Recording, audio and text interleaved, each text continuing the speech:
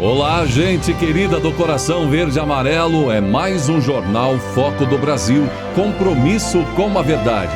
Conte pra gente de qual lugar maravilhoso do Brasil ou do mundo você assiste o Jornal Foco do Brasil, comente, participe do chat ao vivo e um aviso importante, seja membro do Foco do Brasil para apoiar nosso trabalho. E vamos agora às notícias desta edição. O presidente Jair Bolsonaro participou de uma boa notícia para aposentados e pensionistas do INSS. Os cerca de 36 milhões titulares de benefícios pagos pelo INSS não terão que fazer mais a prova de vida presencialmente, o que sempre trouxe muitos transtornos à vida, sobretudo dos mais idosos. O anúncio foi feito pelo presidente do INSS, José Carlos Oliveira, durante cerimônia no Palácio do Planalto, onde o presidente Jair Bolsonaro assinou uma portaria com as novas regras. Agora, a prova de vida será feita de uma maneira mais moderna, especialmente moderna, pelo próprio governo, vai consultar bases de dados, bases públicas de dados e também de bases privadas, para saber se a pessoa está viva. Para viabilizar a mudança, entre as bases de dados que serão consultadas estão a da renovação da carteira de identidade, do passaporte e a do Tribunal Superior Eleitoral para o registro de votação. O INSS tem até o dia 31 de dezembro para implementar as mudanças necessárias. Até essa data, o bloqueio de pagamento por falta da comprovação de vida fica suspenso, informou o governo. Em seu discurso, o presidente Jair Bolsonaro falou e fez várias análises sobre diversos assuntos. Eu posso requerer a aposentadoria da Câmara de Parlamentar, que eu fiquei 28 anos lá dentro e averbei mais 2 anos, dá 30 mil por mês. Não requeria para quê? Para dar exemplo. Não estou reclamando. Tem que dar exemplo. Depois que deixar a presidência, eu vou ter que ter uma aposentadoria. Mas eu entendo que uma missão de Deus não é para mim, é para todos vocês. E quem aceitou estar comigo, está nesse espírito, como está o Onix. Como está aqui, eu fiquei emocionado com as palavras eu não conhecia também, né? O José Carlos Oliveira, presidente do INSS, me disse agora aqui, acima de 80 anos são um pouco mais de 5 milhões de brasileiros. A gente tem que se colocar no lugar dos outros para sentir realmente como aquela pessoa está nos vendo. 80 anos é uma idade avançada. A minha mãe se foi há 2 semanas com 94 anos de idade. Pegar uma pessoa dessa, botar numa van, num carro de táxi, para fazer uma prova de vida, é um ato de desumanidade. Parabéns a todos do INSS, juntamente com o presidente Onix, que tiveram essa visão. Para nós, pode não ser nada, mas para quem tem que botar um parente com essa idade, muitas vezes, ele tem problemas, outros faz hemodiálise, tem várias comorbidades. Isso é uma coisa enorme para eles. Não se pensava nisso no passado, rapidamente conversei com o Zé Carlos. Não se pensava. Muitas vezes se culpa a presidência para ser tratado como rei. Como poderia ser tratado como rei durante a pandemia, ficar lá no Palácio do Alvorada, desfrutando de tudo, lá tem tudo, se possa imaginar. E se não tiver, eu posso pedir que venha. Preferir estar na rua com o povo. O vírus mata? Mata. A guerra mata? Mata. Mas o general não pode ficar intocado, enquanto o cabo e soldado está brigando na frente. Geralmente, quem leva um país para a ditadura é o chefe do executivo.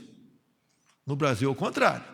Quem segura o Brasil para não caminhar rumo à Venezuela é o chefe do executivo. Tem muita gente de outros poderes conscientes. Alguns poucos, não sei o que pensam. Mas vamos fazer a nossa parte. Vamos nos empenhar. Vamos cada vez mais fazer valer a força da nossa Constituição. É o bem maior de todos nós, a nossa liberdade. Liberdade essa que não se passa de uma geração para outra.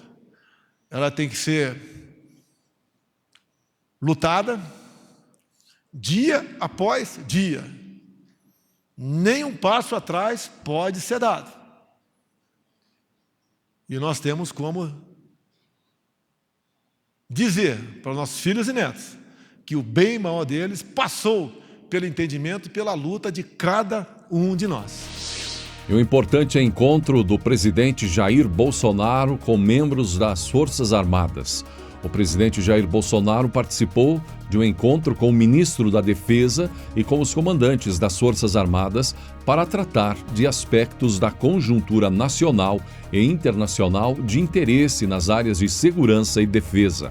Não foi divulgado o assunto específico ou algo assim, mas certamente, gente, assuntos relacionados à visita do presidente Jair Bolsonaro à Rússia, agora em fevereiro, a pressão dos Estados Unidos para que a viagem seja suspensa, cancelada, diante do clima hostil, de quase guerra que há entre, sobretudo, a Rússia com a Ucrânia e Estados Unidos. Também eleições 2022, e que na verdade se trata quase que de outra guerra, um momento eleitoral, entre outros assuntos envolvendo até especulações. E por falar em especulações, o jornal O Estadão de Minas lançou uma matéria especulando as disputas internas pela vaga de vice com Bolsonaro nas eleições de 2022. Bem, gente, a decisão do presidente Jair Bolsonaro de deixar para os 48 minutos do segundo tempo, como ele diz, o anúncio do nome do vice de sua chapa à reeleição, está abrindo realmente oportunidade para muitas conversas, não é? Especulações. Uma guerra, diz o Estadão, entre os generais que ocupam cargos no governo. A matéria do Estadão de Minas diz: de um lado está o general Heleno, responsável pelo Gabinete de Segurança Institucional, apontado entre os militares como o melhor nome para concorrer ao lado de Bolsonaro a mais 4 anos de poder. De outro, os generais Braga Neto, ministro da Defesa atual, não é? E Luiz Eduardo Ramos, secretário-geral da Presidência. A notícia diz que aqueles que acompanham a disputa de perto dizem que Braga Neto e Ramos estão pressionando Bolsonaro para que ele anuncie logo o ministro da Defesa como vice. Heleno, por sua vez, é apontado como uma liderança nata entre os militares, querido, respeitado, e aqueles que o defendem como vice de Bolsonaro garantem que ele agrega voto. Ajudaria, seria bom de voto. No caso, a exemplo dos outros candidatos, gente, que analisam também seus propensos pares na disputa, a pergunta é: para Bolsonaro, quem seria a melhor opção? Heleno, Braga Neto, ou mesmo Ramos, ou outro nome, ou então mantém Mourão? O que você acha?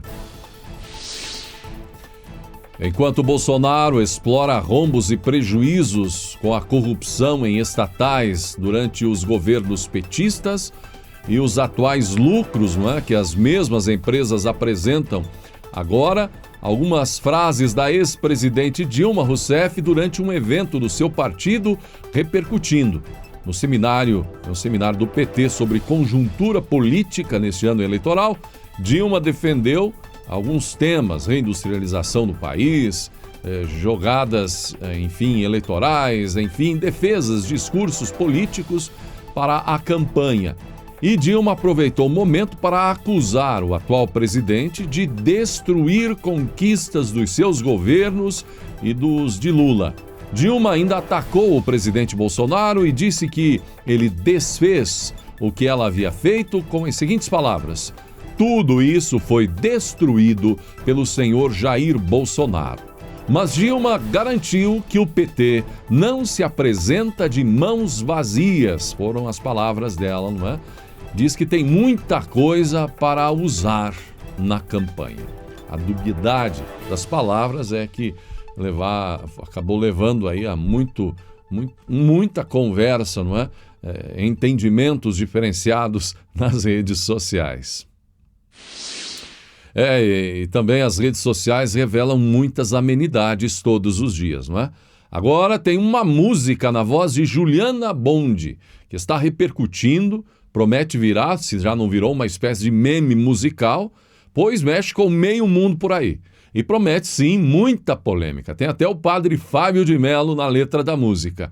Vai dar muito o que falar, portanto. já foi parar até nos principais tópicos, liderando inclusive os principais trending do Twitter. O problema é a letra da música chamada Minha Periquita, do Bonde do Forró, na voz da cantora.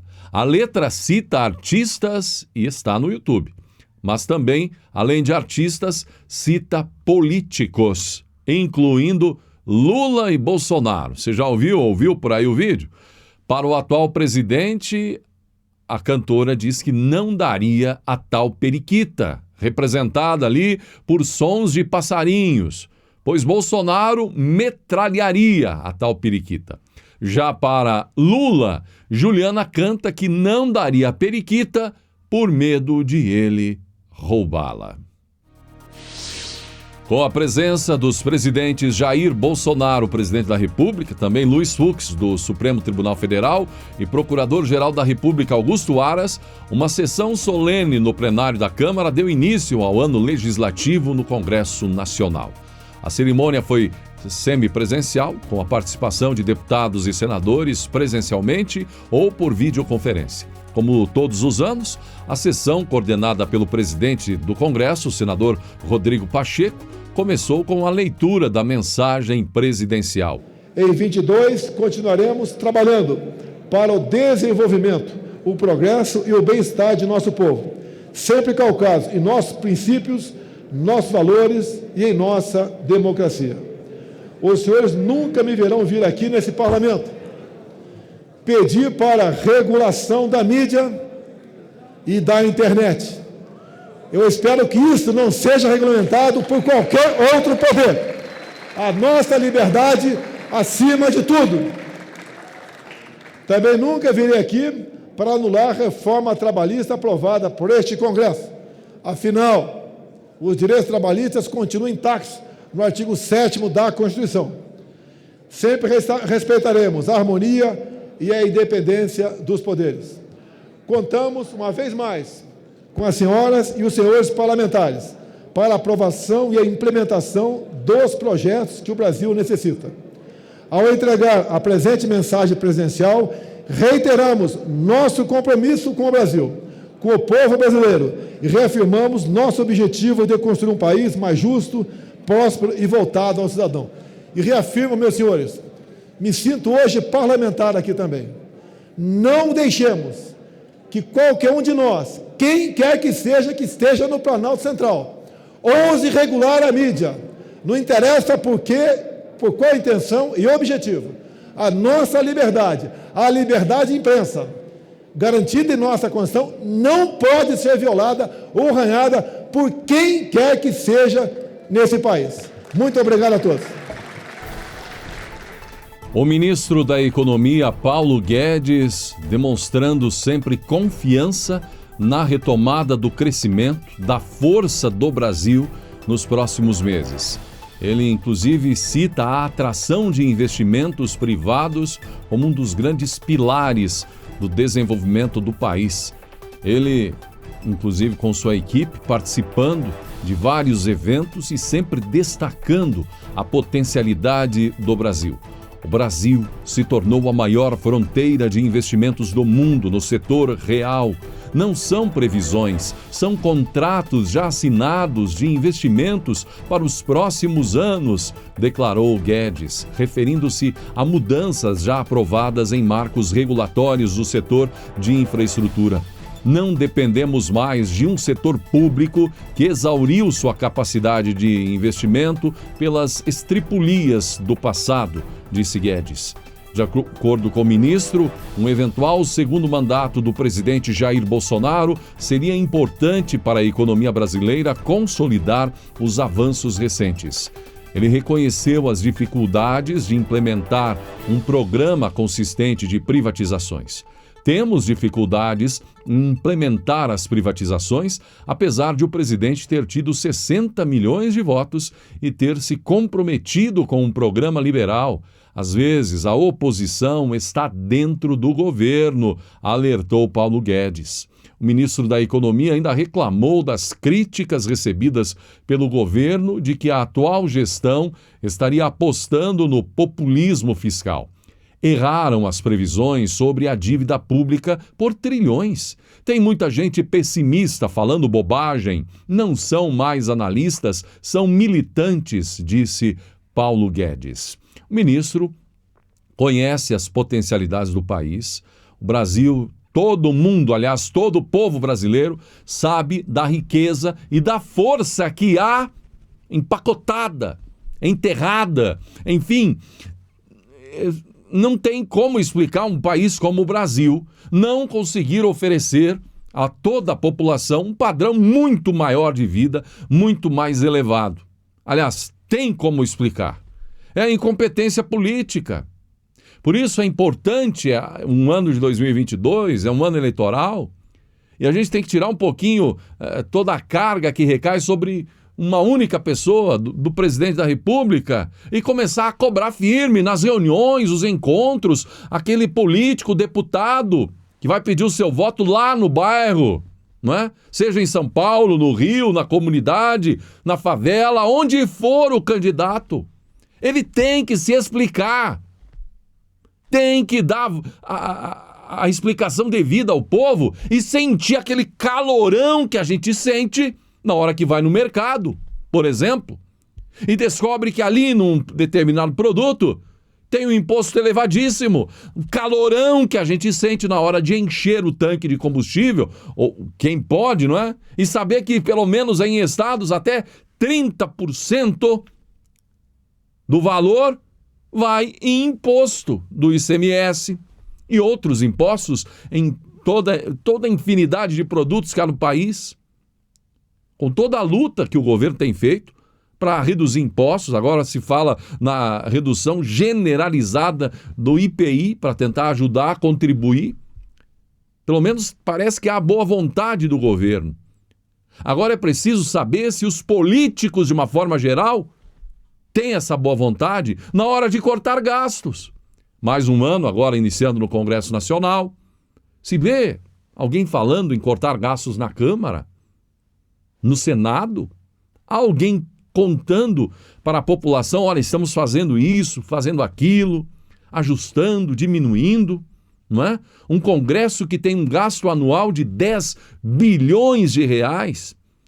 Nossa, como seria de uma esperança tremenda para todo o povo ouvir nossos políticos falando, olha, nós queremos que o governo faça a sua parte, trabalhamos para isso. Ouvir políticos de todos os lados, oposição e situação, dizendo, nós também vamos fazer a nossa parte. Estamos unidos aqui na Câmara, no Senado, e olha aqui, ao invés de 10 bilhões, vamos cortar gastos no Congresso, vamos fazer um orçamento, gastar 6, 7, afinal de contas, um prefeito lá da cidadezinha do interior tem que brigar tanto para conseguir fazer funcionar um posto de saúde, uma creche, fazer um asfaltinho, um calçamento, algo pro colono que anda no meio das pedras em ano 2022, século 21.